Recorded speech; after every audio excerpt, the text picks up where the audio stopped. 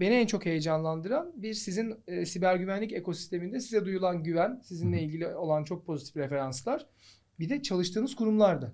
Oldu ki firma hacklendi bir şekilde. Firmalar normalde yüz binlerce dolar, milyonlarca dolar yatırım harcıyorlar. Siber güvenlik yatırımı yapıyorlar ama günün sonunda son kullanıcıdan kaynaklı olarak hacklenebiliyor. En olmak istemediğimiz pozisyon %5 ila 20 arasında ortağı olduğumuz bir şirketin kararlarını vermek. Rakamlar okey ama bizim hayalimizde bambaşka şeyler var.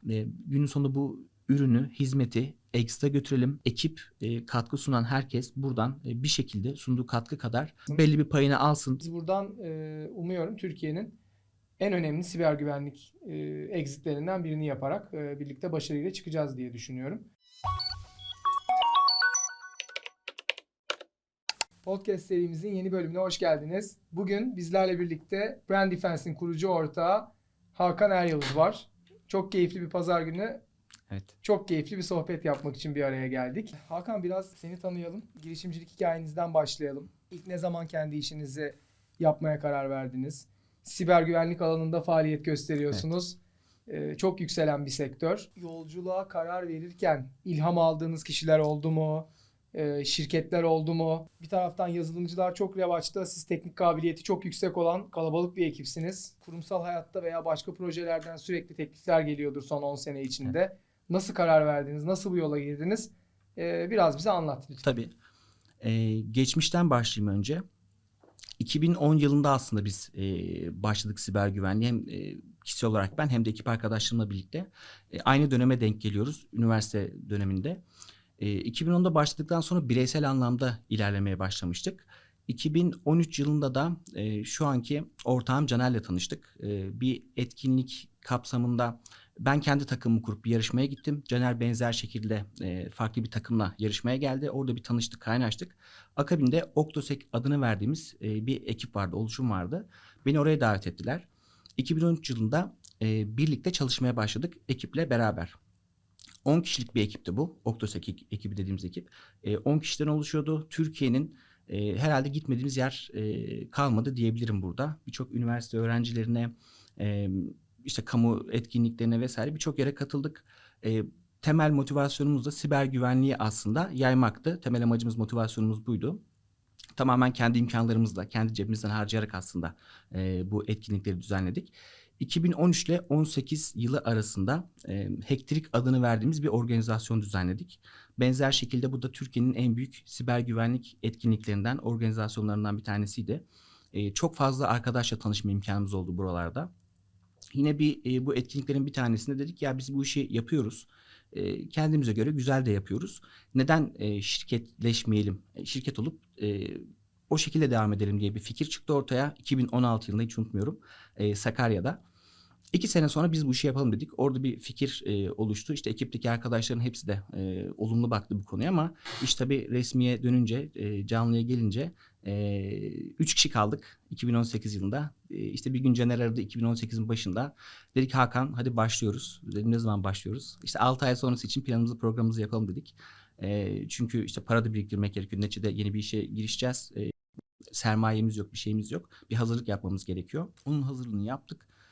Akabinde 2018'in 6. ayında çalışmaya başladık. Prizma adlı şirketimizi kurduk. Temel amacımız yine Prizma'yı kurarken... Bir önceki Hakan, kesiyorum sözünü. Bir önceki girişim aslında siber güvenlik eğitimi üzerineydi. Eğitim ve danışmanlık. Herhalde biraz daha ölçeklenebilir, biraz daha farklı büyütülebilir bir iş aradınız. Prizma o şekilde doğdu diye anlıyorum. Oradaki öyle. Şey neydi? Ama oradaki iş kolu, amaç tam olarak neydi? Nasıl planlar vardı? Evet, şöyle o tarafta biz normalde asıl yaptığımız iş siber güvenlik danışmanlığı ve eğitimiydi. Ya bugün benim kişisel anlamda katıldığım sızma testi sayısı 300'ü geçmiştir siber güvenlik danışmanlığı tarafında. Çok fazla firma gördük, çok fazla kurum gördük. İşte birçok teknoloji görüyoruz, problem görüyoruz vesaire. Çok girişimci var mıydı etrafınızda? Tavsiye alabileceğiniz? O dönemlerde aslında yoktu. Yani biz birazcık hep teknik arkadaşlarla birlikte çalışıyorduk aslında o dönemlerde. Temel motivasyonumuz şuydu. Siber güvenlik sektörü 7/24 çalışan bir sektör aslında.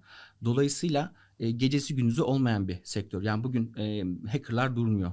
baktığımızda işte Çin'le yani saat farkı bile var. Adam gündüz orada saldırıyor. Gece burada Abi dur saat. hafta sonu saldırma diyemiyorsun. Aynen yani. öyle. 3'e 4'e geliyor. Dolayısıyla bir yoğunluk var. Bu tarafta yoğun çalışma isteyen bir alan. Ve bunun planlanması aslında düzgün yapılmalı. Yapılmadıktan sonra arkadaşlar çok bunalabiliyor. Biz de bu direkt işin içinde olduğumuz için bu problemi net gördük. Dedik ya bizim güzel bir arkadaş çevremiz de var. Şirketi kurarsak ekibi de güzel bir ekipte toplarız. Akabinde biz bu işi yaparız gibi bir fikir vardı aklımızda. Sıkıntılı başladık. Çok sıkıntılı başladık. Alanımız iyi, yaptığımız işler iyi aslında. Birçok yere de hizmet vermişiz. Bunu kendimiz yaptığımızda tekrardan benzer şekilde yapabiliriz diyoruz ama konunun tamamen teknik tarafında kaldığımız için işin içinde de satış konusu var. Satış konusu hiç birimizin uzmanlık alanı değil. Dolayısıyla büyük sıkıntı çektik işi başlatırken. İşi başlattık, danışmanlık ve eğitim hizmeti olarak başlattık. Ufak ufak işler yaptık ama bunu yaparken edindiğimiz tecrübeleri de bir şekilde ürüne dökmemiz gerekiyordu. Ya biz bunu yapıyoruz ama eldeki veriyi ürünleştirelim. Bu kadar bilgimiz var, bunları ürünleştirelim dedik. Ne zaman o Evreka anı yaşandı? Yani biz güzel işler yapıyoruz. Ekonomik olarak belli bir kalıba girdik, belli bir yola girdik. Aslında para kazanıyoruz bunun Türkçesi. Fakat bu işi büyütmemiz ve ölçeklememiz lazım. Ürünleşmemiz lazım. Ne zaman dediniz? 2018'in aslında 5. 6. aydan sonra biz ne yapıyoruzu bir sorgulamaya başladık tekrardan. Dedik ki bunu ürünleştirelim. Ürün tarafı önce bir siber güvenlik eğitim platformu üzerine bir ürün geliştirmeye başladık. O tarafta fail olduk belli sebeplerden dolayı. O taraf yapamadık maalesef. Bir fail var yani. Aynen öyle maalesef. Arada. Şirkette fail olmasa da bir pivot var diyelim o zaman. Daha doğru pivot demek. Aynen öyle.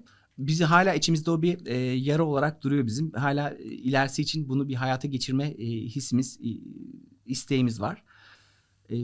Ondan sonra o iş fail ettikten sonra ne yapabiliriz diye düşünmeye başladık tekrardan. İşte müşterilere gidiyoruz, görüşüyoruz vesaire. Geçmişten gelen bu tecrübemizi ürüne aktarmak istiyoruz. Böyle bir plan kurguladık. Sizce bu tutar mı, nasıl olur diye iş bilen bir yönetici pozisyondaki siber güvenlik tarafında bir abimize diyeyim. Bunu sorduk. Dedik ki arkadaşlar bu konu şu an çok gündemde, revaç olan bir konu bizim için de. Hatta mevcutta bir ürün alacağız bunun için. Eğer 2 ay içerisinde getirirseniz bir prototip bir şey siz de değerlendirmek isteriz dedi. Bizim için artık dedik ki tamam biz artık bu konuya odaklanalım dedik Caner'le. Ankara'ya dönüş sonrasında 4 saat içerisinde Brand Defense'in o ilk prototip versiyonunu yazdık. Hangi modüller olmalı, neler yapmalıyız, hangi alanlardayız, bunu nasıl işleştirizin planını programını çıkarttık. 2019'un sonlarına geliyor bu dediğim dönem. Yani sonlarına doğru son 3 ayda prototipi çıkarttık. Akabinde yine danışmanlık verdiğimiz bir müşterimizle konuşurken laf açtı. Dedik ki ya işte biz de böyle bir ürün geliştirdik. İşte böyle bir hizmetimiz var. Hani ne düşünürsün bu konu hakkında? O da sağ olsun ilk müşterimiz. Hiç unutmuyorum. İlk müşteri çok önemli. Aynen dedik ya arkadaşlar bunu yani çok bizim için hem çok duygusal bir anda o an hem de gurur vericiydi. Dedik ki arkadaşlar bunu siz yaptıysanız benim görmeme dahi gerek yok ekranları. İşte haftaya faturayı kesin hemen başlayalım.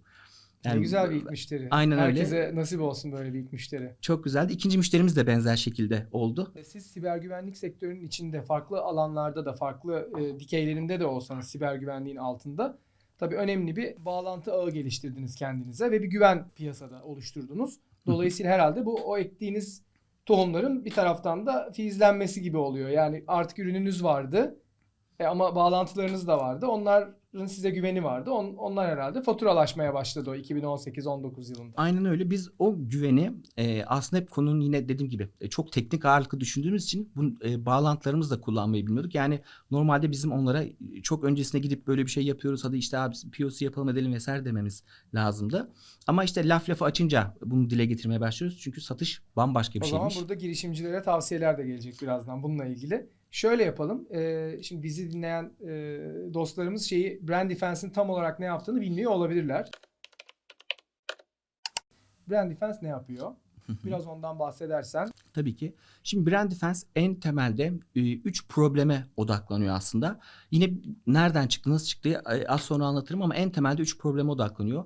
Problemlerden bir tanesi hackerlar sürekli olarak sistemlere saldırı gerçekleştiriyorlar online ortamlarda, internet ortamından. Akabinde işte bir sistemi hackleyip içeri sızıp buradaki elde ettiği verileri paraya çevirmeye çalışıyor. En temel şu an kolay para olarak görülüyor bu hackerlar tarafından. İşte sisteme girelim, sistemi şifreleyelim, akabinde para talep edelim. Yeri geldiğinde verileri paylaşalım, işte tehdit edelim, bundan da bir para elde edelim, hani korkutalım vesaire gibi. Dolayısıyla bu problemleri biz sürekli olarak görüyoruz bizim sektörde, bölümde. Birinci yaptığımız iş şu: biz firmaların sistemlerini, internet açık sistemlerini sürekli olarak teste tabi tutuyoruz. Akabinde zafiyet oluşturabilecek durumlarla ilgili alarmlar gönderiyoruz. Buna teknik olarak atak yüzey analizi, atak yüzey keşfi deniliyor. Birinci yaptığımız iş bu. Anladığım ve bildiğim kadarıyla bir atak yapıldıktan sonra yapılan bir müdahale var. Veya atağın yapılmasını engelleyen bir. Siz esasında hepsinin daha önünde şu anda Brand Defense. Önünde derken hani proses anlamında, süreç anlamında söylüyorum. Bak böyle bir tehlike varı ilk andan zaten siz söylüyorsunuz. Aynen öyle. Söylemeyi amaçlıyorsunuz. Aynen öyle. Çünkü ne kadar hızlı hareket edersek o kadar iyi. Ya bugün internete açık bir sunucu koyun dışarıya. Bir sunucu açın. Akabinde işte 10 saniye sonra, 15 saniye sonra logları incelediğinizde işte yurt dışındaki hackerların direkt otomatik taramalarını görebiliyorsunuz. Dolayısıyla burada zaman kısıtı çok önemli. Zamana karşı yarışıyoruz aslında. Dolayısıyla biz bunu ne kadar erken tespit edersek ve giderirsek zafiyet önüne geçmiş oluyoruz. Birinci temel bakış açımız buydu. Asıl uzmanlık alanlarımızın başına gelen konu buydu. Biz bunu yaptık, tamam, ama bir problem daha var. O ne? Kimsenin haberi olmayan hackerların araştırıp bulduğu ve kimsenin global anlamda kimsenin haberinin olmadığı zafiyet türüne 0. gün açığı. 0. gün açığı deniyor. Buradaki konuda da örneğin Çinli hacker grupları böyle bir zafiyet buldu. Akabinde bütün dünyayı bu zafiyet için taramaya başlıyorlar. Zafiyeti bulduktan sonra içeri giriş yapıyorlar ve sonra işte zafiyeti sömürerek artık neyi amaçlıyorlarsa o amaçla ilerliyorlar. Biz burada şöyle bir kurgu yaptık.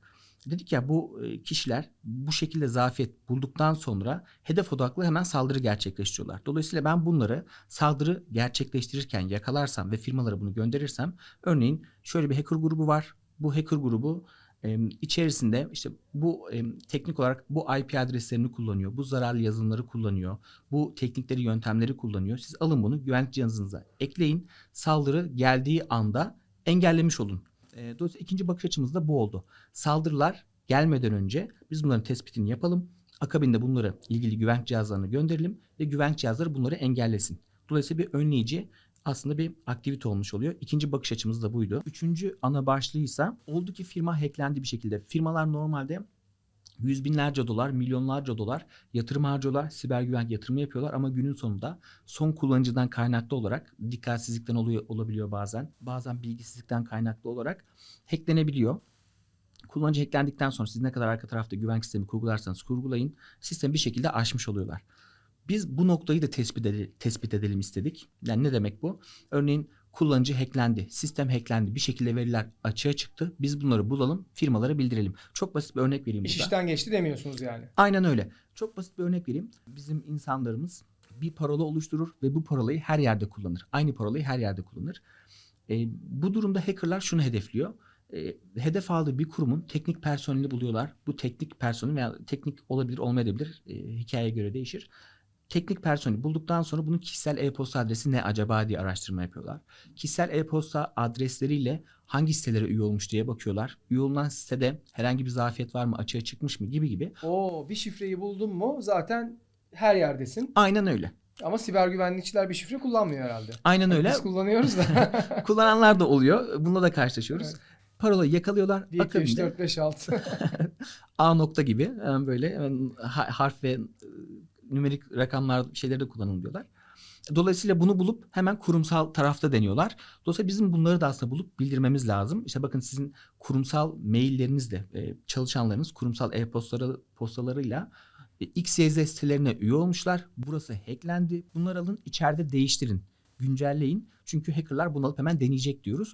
Üçüncü kısım da aslında temelde burayı Buna marka koruması mı diyorsunuz? Buraya marka koruması aslında diyoruz. Brand Defense'in ismi de oradan geliyor. Aynen yani, öyle. Değil mi? Yani bir markanızı sanal dünyada, dijital dünyada zafiyetler oluşmadan önce ve oluşma aşamasında korumak. Aynen öyle. Amaç, ama bu da esasında geçen de size sordum. Şimdi Gartner'la bir çalışmanız da var. Onlardan da bahsederiz. esasında ne diyorsunuz? Siber güvenlik, tehdit ya da cyber security threat intelligence mi Threat diyorsunuz? intelligence, Bu evet. şekilde geçiyor. Türkçesi nedir bunun? Siber güvenlik. Ve tehdit istihbaratı olarak Tehdit geçiyor. istihbaratı. Tamam. Aynen. Tehdit istihbaratı yapıyorsunuz. Bu da yükselen bir alan. Yani aslında siber güvenlik sektöründe alışagelmiş işte firewall, ne bileyim antivirüs, İşte bilinen çözümler gibi değil. Aslında daha yeni yükselen bir alanında siber güvenliğin faaliyet gösteriyorsunuz. Aynen öyle. Siber güvenlik alanında da bu tip nişler son herhalde 5-10 yılda oluşmaya başladı. Evet. Eskiden çok büyük paketler, çok büyük firmalar bütün bu korumayı yaptığını vaat ederdi. Şimdi artık Aynen. sizin gibi benim gördüğüm kadarıyla onlarca hatta yüzlerce firma böyle niş ve çok önemli alanlarda Aynen. çözümler üretmeye başlıyorlar. Bu da bizim tanışma hikayemize Evet. aslında biraz geliyor. Biz tanıştığımızda karşımızda kim vardı bizim bakış açımızda? Yaklaşık $100.000 civarı bir tekrar eden gelir üretebilen bir ürünü olan, bir cirosu olan bir şirket vardı. Beni en çok heyecanlandıran bir sizin siber güvenlik ekosisteminde size duyulan güven, sizinle ilgili olan çok pozitif referanslar, bir de çalıştığınız kurumlardı. Evet. Yani karşımızda yeni girişimciler var.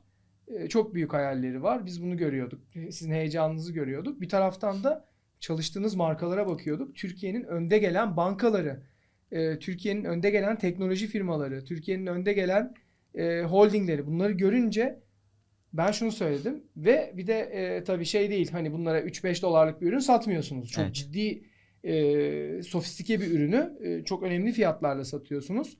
Ben o zaman dedim ki bu işte bir iş var. Bizim bu işi bir anlamamız gerekiyor. Demek ki bir şeyleri doğru yapıyorlar ki bir yere kadar gelmişler. Zaten de siz de bizi ikna ettiniz ilk etapta. Sonra biraz maceralı bir devamı oldu ama iş herhalde 1,5 yılda 10 kat büyüdü dolar Evet. bazında. Muazzam bir şey oldu ve bu sene $1 milyon tekrar eden geliri devirdiğiniz, Evet, çok bizim portföyümüzün en hızlı, çok en güzel. Güçlü büyüyen startuplarından da biri oldunuz. O yüzden tebrik ediyorum. Çok teşekkür ederim. Sizi de övüyorum. Çok da güzel iş çıkardınız.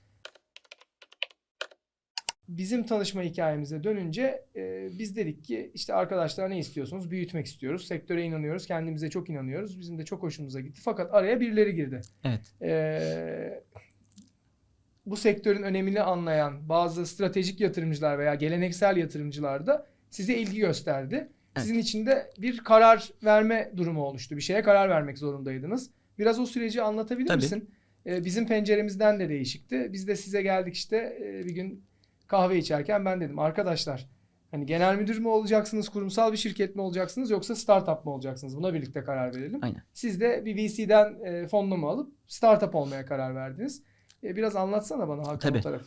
Hayalimiz, isteğimiz şeydi hep kendi yağımızda kavrulalım. Hani böyle çünkü ekip bizim için çok önemli. Ekibin rahatlığı, ekibin mutluluğu bizim için çok önemli. Bunu bozacak herhangi bir yapının içinde olmak istemiyoruz. Birinci bizim çekincemiz aslında en temeldeki konumuz bu. Yani biz mutlu bir ortamda çalışalım. Ekip olarak herkes mutlu olsun, herkes rahat hissetsin kafasındayız. Bundan dolayı düşüncesindeyiz. Bundan dolayı Önce ekip gelir diyorsunuz. aynen bizim için önce ekip. Biz hep o yüzden bir yandan danışmanlık hizmetleri vererek para kazanıyoruz. Kazandığımız bu parayı da ekibe yatırıyoruz sürekli olarak ki işi öyle büyütelim şeklinde ilerliyorduk.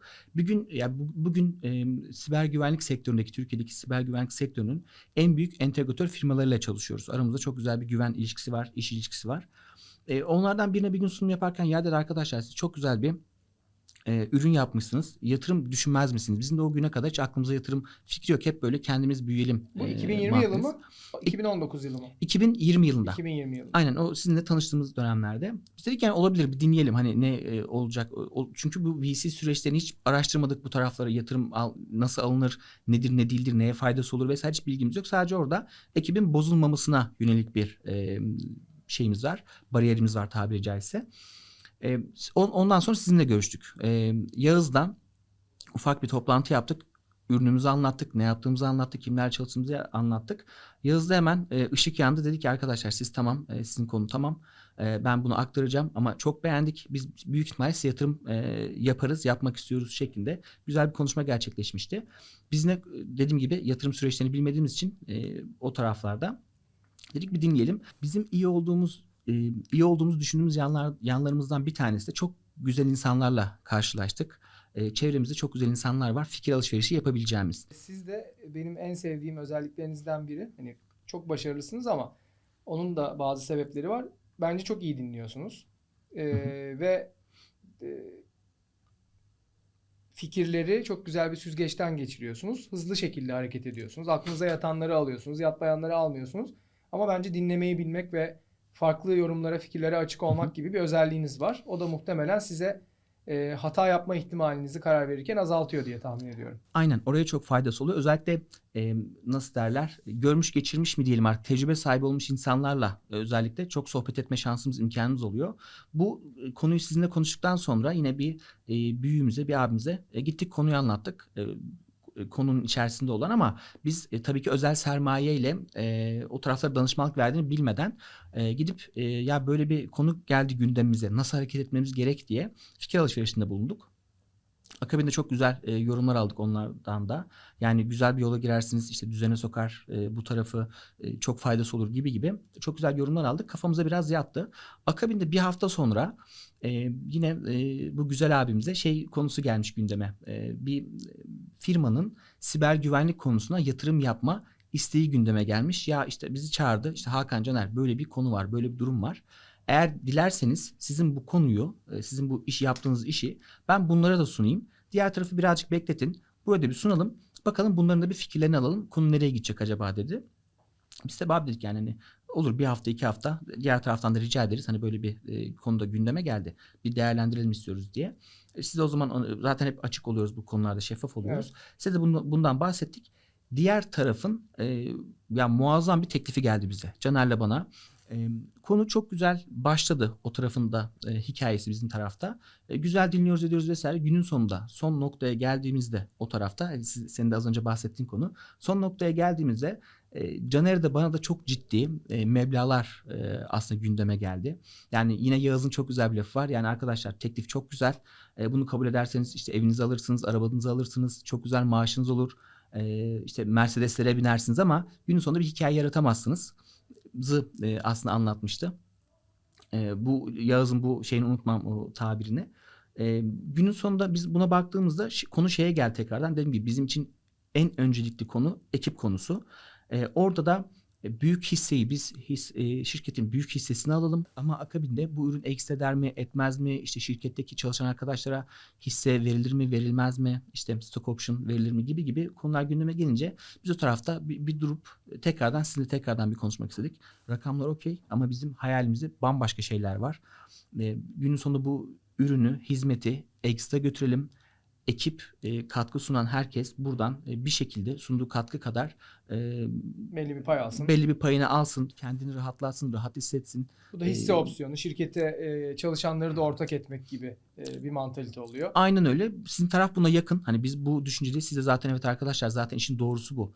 Ekip arkadaşlarınızı mutlu etmeniz lazım ki onlar da varını yoğunu buraya koysunlar. Sizinle birlikte çalışsınlar. Hikayeyi sonuna kadar sizinle birlikte taşısınlar konusu. Biz hep bu düşüncede olduğumuz için sizin taraf daha yakın geldi. Sonrasında kararımız dedik ki VC hikayesi, yani buranın bakış açısı bizim hissiyat olarak da içimiz daha da sine hani o teklifi bir yana bırakıp burası bizim için dedik ki daha uygun deyip o tarafı bırakıp sizin tarafla Yani dediniz devam ki ettik. bizim hayallerimiz gökyüzüne kadar gidiyor. O yüzden daha farklı. Geleneksel yatırımcı da tabii önemli bir Tabii ki. şey sundu ama geleneksel yatırımcının sunduğu daha büyük bir ortaklık almak ve belki de artık o nihai hamleyi o yatırımda şirketin geleceğini aslında bir şekilde bağlamış oluyordunuz. Aynen öyle. Biraz daha sürekli bir nakit akışı olan bir firmaya doğru gidip daha kurumsal, daha geleneksel bir yapıda kalacaktınız. Siz bütün dünyaya ürün satan, işte sürekli yatırım turu yapan, yeni aldığı yatırımlarla büyümeyi hızlandıran, sonunda da exit edeceğiniz bir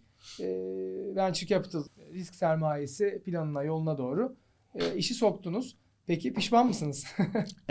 Birazcık pişmanlık var. Sebebi de keşke daha erken başlayabilseydik. Bunun pişmanlığı var sadece. Çünkü o dönemde bir 6 ay kaybettik. Aslında orası mıydı burası mıydı derken bir 6 ay kaybımız oldu. Bu 6 ay belki bize şu an bilmiyoruz ama belki 1 yıl, belki 2 yıl geriye attı. Dolayısıyla çünkü daha erken başlasaydık çok Sektör daha... çok hızlı ilerliyor çünkü çok dinamik. Aynen öyle ki biz o dönemlerde 13-14 kişiyle bu işi yapmaya çalışıyorduk. Yatırım aldıktan sonra özellikle çok ciddi büyüdük. Şu an 13'ten 40, şu an 45 kişiyiz. 45. Daha Stajyerlerimizi 2 hafta sayarsak. önce 43'tü. 42 Aynen miydi? öyle. Evet. Aynen öyle. Stajyerlerimizi sayarsak bir 55 kişi varız Çok güzel. şu an. Onları da eğittikten sonra Yani yatırım aldıktan sonra cironuzu 10 kat büyüttünüz. Hı hı. Ekibinizi de 3 kat, 4 kat hatta aynen öyle. büyüttünüz. Bu sene yine ciddi 2023'te özellikle ciddi bir büyüme öngörüyoruz yine ekip anlamında. Çünkü ihtiyaçları birazcık yolda görüyoruz. Özellikle yönetim kademesine birazcık eklemeler yapacağız. Analiz ekibimizi yine büyüteceğiz vesaire. Onları konuşuruz yine eğer detaylandırmak istersek. Öyle yani bir pişmanlığımız o şu an görünürde. Onun dışında bir pişmanlığımız yok. Gayet güzel oldu. Buraya kadar şeyi anlayalım. Kaç tane fonla veya kurumsal yatırımcıyla görüştünüz ve en son bizim yatırımımızla birlikte, bizle birlikte Finberg'de Evet. yatırım yaptı. Oraya nasıl geldiniz? Yani Türkiye'de şimdi siz tanıştığımızda erken aşama olarak tabir ettiğimiz bir yapıdaydınız. İşte muhtemelen 2023'te konuşuruz şimdi detaylarını. Yeni bir yatırım turuyla artık globalde scale edeceğimiz bir ölçekleneceğimiz bir zaten globale satış yapmaya başladınız, konuşmalara başladınız ama orayı hızlandıracağımız bir tarafa doğru işi götürüyorsunuz.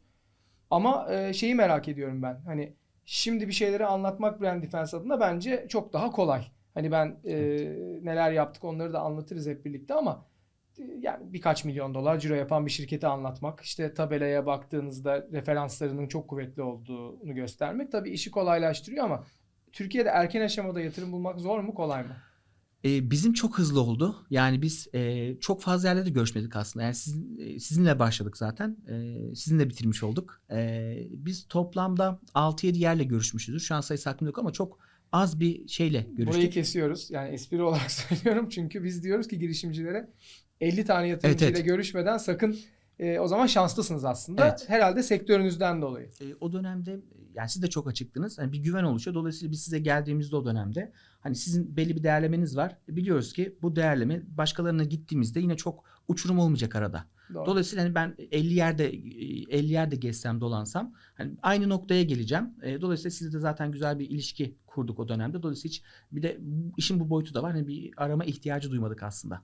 Çok güzel. Ekstra bir de işin bu boyutu var. Ne tavsiye edersiniz? Hani 2019-22 arası yolculuğu yaşamış Brand Defense'in kurucu ortağı, co-founder'ı ne der? Girişimcilere, yeni iş kuran, yeni şirket kuran girişimcilere nasıl bir tavsiye verir? Aslında ya çok şey var bu tarafta bizim konuşacağımız. Yaşadığımız çok şey var burada aslında dile getirmemiz gereken ama bu konu özelinde konuşacaksak eğer bir an önce bence VC'nin yaklaşımını, yatırım yaklaşımlarını araştırmaları lazım. Araştırmalarını öneririm. Özellikle fikirlerini anlatsınlar, bilgi alsınlar. Bu iş olur mu olmaz mı? Sektör analizi yapsınlar, yatırımcılarla birlikte yapsınlar. En temelde bu konu özelinde bunları söyleyebilirim. Peki biz sizle konuşurken mutlaka ya bakın arkadaşlar biz size şu alanlarda destek oluruz. Birlikte bu işi büyütürüz. Biz sizle bu yolu yürürüz demişizdir. Çok da iddialı olmak da istemiyoruz bir taraftan. Çünkü yapabileceklerimiz var, yapamayacaklarımız var. Siz bizden ne bekliyordunuz? Ve bu Tekvan VC'nin yatırımı sonrası ne aldınız? Hani beklentinizle Evet. birlikte çalışmamız arasında bir örtüşme var mı? Bizim size bir faydamız dokundu mu? Yoksa işinizi mi yavaşlattık? Böyle bir şey bile olabilir. Ne düşünüyorsun bu taraflarda? Bu tarafta bizim yine çekincemiz dediğim gibi hep biz ekip diyoruz. Ekip tarafında özellikle çok çekincemiz vardı. Bunları da zaten başında sizlere dile getirmiştik. Hani ekip acaba ekibin motivasyonu bozulur mu? Ekibe karışırlar mı? İşte onu yapmayın, bunu yapın, onu almayın, bunu alın gibi konular gündeme gelir mi diye çok çekincelerimiz vardı. O tarafta çok rahatlattınız bizi arkadaşlar, merak etmeyin. Yok, biz günlük işlere karışmayız. Aynen, operasyon sizde. O taraf sizin bildiğiniz iş, biz bunlara kesinlikle karışmıyoruzdu. Beklediğimizden çok fazlasını aldık. Bizim birinci beklentimiz buydu. İkinci beklentimiz de finansal anlamda bir rahatlık sağlayalım. Artık danışmanlığa zaman ayırmadan direkt full fokus ürüne odaklanalım isteğimiz vardı, düşüncemiz vardı. Bunu yapmış olduk. Normalde beklentimiz buydu ama bunun çok üstüne çıktık. Çünkü hani ne getirdik derseniz benim için en azından birinci sıraya koyacağım şey vizyon oldu. Yani günün sonunda biz tabii bir şeyler düşünüyoruz, hissediyoruz, hayal ediyoruz ama sizinle birlikte bu vizyon bambaşka noktalara geldi. Yani biz bu işi nasıl globalleştiririz, nasıl gitmemiz lazım? Önemli bir konu oluyor. İşte arıyoruz, sizi arıyoruz, Yağız'ı arıyoruz. Abi bizim growth konusunda bir ihtiyacımız var. Nasıl yapalım? Nokta atışı hemen şu kişilerle görüştürelim sizi. Hızlı ilerleyelim. İşte finans tarafında bir analize ihtiyacımız var. Nasıl yapalım? Hemen bu kişilerle başlayalım, gidelim. İşte marketing konusu. Yani çok sayamayacağım. Bu tarafta ya da yönetim konusu ya da bir riskli bir işe gireceğiz. Ya böyle bir konu var önümüzde. Nasıl yapalım? Arkadaşlar sıkıntı yok. Bu tarafta batarsanız da biz sizin arkanızdayız. Arkanızdayız, yanınızdayız. Hiç problem yok. Birlikte yürüyelim algısını gördük. Bunu aldık. Bu bizim için yani düşündüğümüzün de ötesine geçmiş oldu bu konu. Dolayısıyla bizi çok rahat hissettiriyor. Dolayısıyla fazlasını aldık. Ki Çok güzel. eksik kaldığımız yanlar da oldu. Ciddi bir network'ünüz var.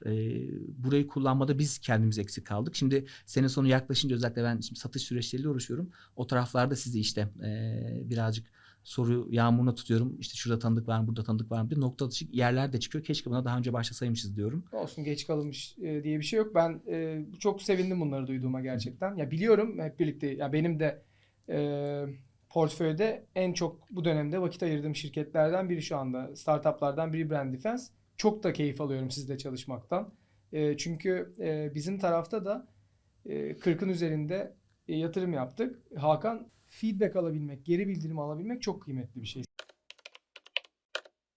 Aslında şirkete çok önemli bir C-level geliyor. Bir co-founder geliyor. Onu daha duyurmuyoruz. Çok güçlü bir co-founder geliyor. Bunları girişimcilerin bulması çok zor bu arada. Şirketin PR'ından, iletişiminden tutun birçok fonksiyonuna kadar ekip çok genişledi ve yani burası gerçek anlamda çok güçlü, artık büyüme odağında zayıf, yeni kalmayan startup haline geldi. O yüzden ben de sizi tebrik ediyorum.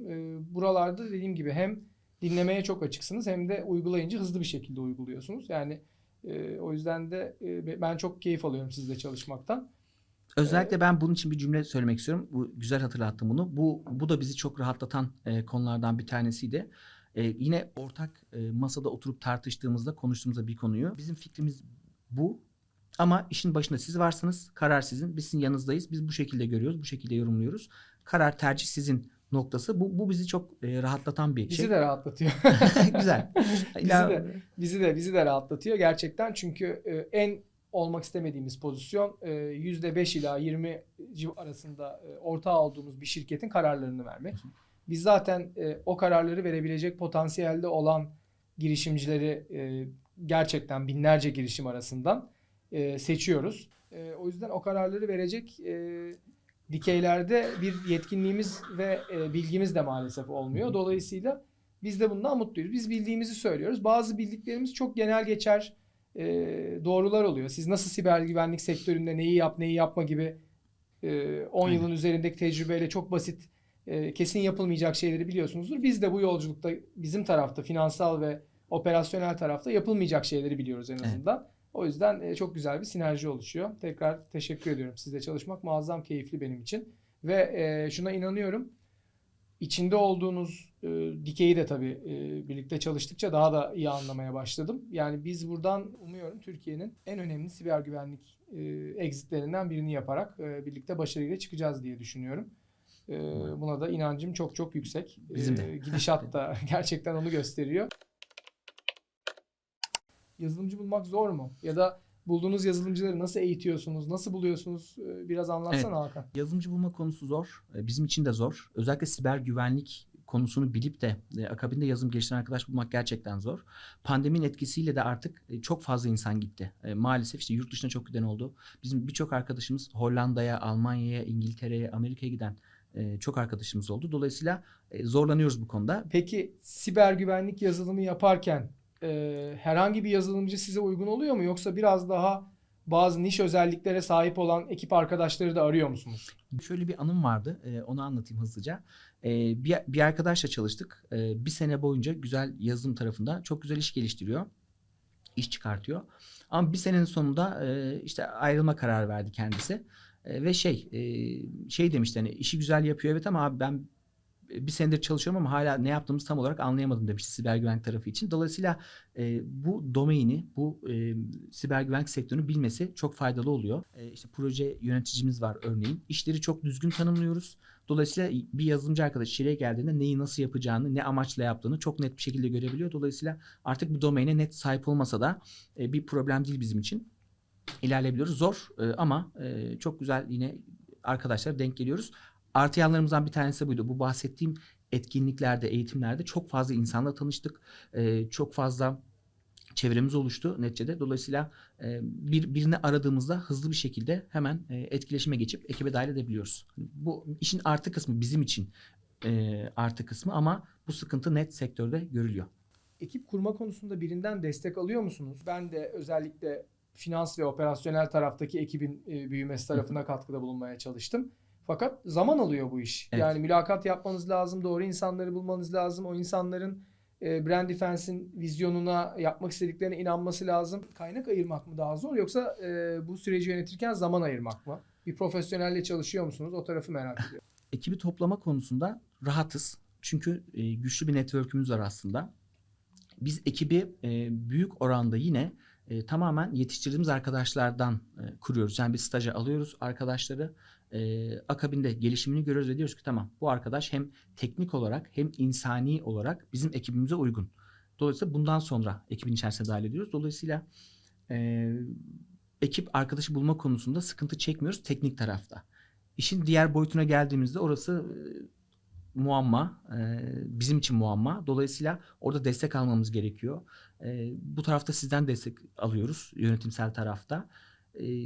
İkinci bir konu biz normalde kazandığımız bütün parayı ekibi büyütmek için harcadık. Karşılaştığımız en temel sıkıntımız buydu. Zamandan ziyade kaynak problemimiz vardı. Yani bugün içeriye yatırım aldıktan hemen sonra çok ciddi oranda büyüdük. Bu ciddi büyüme normalde birçok firma için sıkıntı yaratır. Çünkü bu kadar büyüdüğünde içerideki kültür değişebilir. İnsanların bakış açısı değişir. İşte ne oluyor? Niye bu kadar büyüdük? Nasıl büyüdük? Ekip nasıl yönetilecek vesaire. Ama biz bu konularda çok şükür diyeyim sıkıntı yaşamadan ilerliyoruz. Zorlandınız mı? Yani 10 küsurdan 40 küsure çıkarken zorlanmışsınızdır. En çok nerede zorlandınız? En çok nerede? Ben şurada zorlandım. Eskiden ekiple çok daha iç içeydim. Sık toplantı yapıyorduk, bir araya geliyorduk. Her gün herkesi görecekken ayda bir kere, haftada bir kere bir araya gelme fırsatını Aynen öyle. Ancak bırakıyor. O da kültürü daha yavaş oturmasına herhalde Aynen sebep öyle. oluyor. Bir zorluk burada. Onun dışında hani ekip zaten dediğim gibi uyumlu bir ekip topladıktan sonra hani su akıyor yolunu buluyor gibi düşünebiliriz burada. Hani oturmuş bir kültür var. Ekibi de yeni arkadaşları da bu ekibin içinde çok güzel bir şekilde dahil edebiliyoruz. Öyle. Ekip rahat yani güzel. Peki, çok güzel. Sizin açınızdan şeyi merak ediyorum. Şimdi hep bir exit şeyi oluyor mu kafada? Bir hedefi işte 3 sene sonra, 2 sene sonra, 5 sene sonra yoksa ya biz işimizi sağlıklı bir şekilde büyütelim, bir yere getirelim. Nasıl olsa gerisi gelir diye mi bakıyorsunuz girişimci penceresinden? Biz tamamen ikinci bakış açısıyla başladık konuyu. Hep öyle geldik. Yani biz işimizi düzgün yapalım. Bunun çıktısı illaki belli bir yerlere gelir. Bir şekilde kendini gösterir şeklindeydi.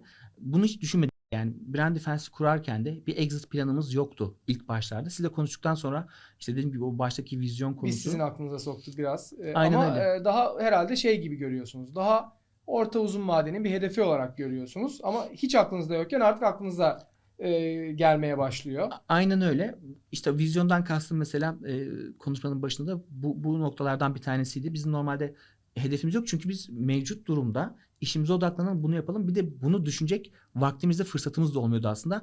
Yine yanlış hareketlerden bir tanesi bence kurucular için, founder'lar için, startup kuran girişimciler için. Çünkü işin bu boyutunu da düşünmek gerekiyor. Neticede ben şu anki kurguyu yaparken eğer exit'i göz önüne alırsam iş kurgumu da ona göre yapıyorum. Yani Kesinlikle. ben bugün nereye exit edeceğim? Yani tamam ben exit yapmayı hedefliyorum ama nasıl yapacağım? Kurgumu da ona göre yapmam gerekiyor. Örneğin hani stratejik olarak da kararlar almak gerekiyor. Kesinlikle.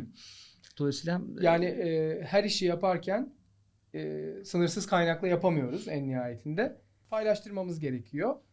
Paylaştırdığımız kaynaklar da ben ona exit'ten geri sarmak diyorum. Evet. Hani exit'ten geri sardığımızda filmi bizi exit'e götürebilecek yerlere biraz daha kaynak ayırmak mantıklı oluyor.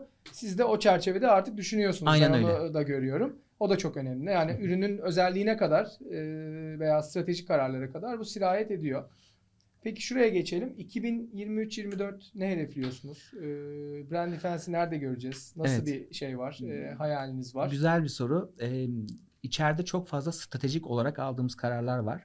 Bunların bazılarını açıklayamıyoruz, açıklamamak da gerekiyor. Ama çok güzel ürün tarafında özellikle çok büyük değişiklikler, gelişmeler geliyor. 2 tane daha ürün içerisine yerleştireceğimiz app yazıyoruz şu an. Rekabette de bizi öne geçirecek şeyler bunlar.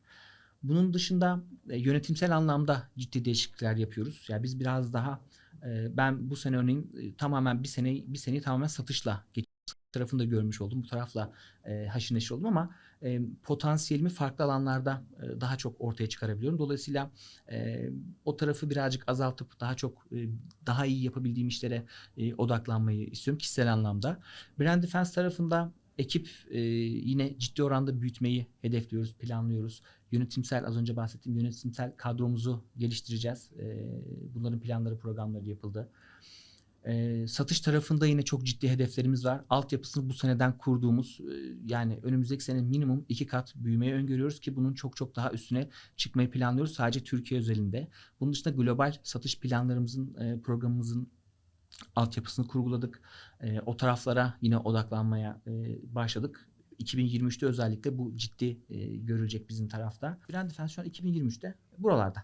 Çok güzel. Peki yatırım turu var mı gündemde? Böyle bir, çünkü 10 kat büyüttük, ekibi 3 kat Evet. büyüttük diyorsunuz. Bir taraftan tabii Brand Defense, ben içeriden de gördüğüm için aslında bir startup ve hızlı büyüme mantalitesinde yönetilen bir şirket olmasa şimdi neredeyse 1 milyon dolar ciroların üzerine doğru çıkıldığı noktada bugün belki de kendi kaynaklarıyla kendini idare edebilecek bir yapıya çok yaklaştı oralarda. Tabii biz büyümeyi önceliklendiriyoruz. Sizler önceliklendiriyorsunuz. O yüzden hızlı bir büyüme için yeni bir kaynak arayışınız olacak mı? Onu merak ediyorum. Mevcut kaynaklarımıza da aslında yine kendimizi idame ettirebiliriz ama hani gerçekten büyük hedeflerimiz, hayallerimiz var. Özellikle global tarafa açılmayı planlıyoruz. Buradaki kaynağı da büyük oranda globalleşme için ayırmayı düşünüyoruz, planlıyoruz. Çok keyifliydi Hakan. Çok teşekkürler. Ben Vallahi, teşekkür ederim. müthiş bir sohbet oldu. Başarılarınızı 2023'te bol bol Birlikte, dinleyip hep duymak birlikte. için sabırsızlanıyoruz. Biz de. Çok teşekkürler. Ben teşekkür ederim. Çok sağ ol.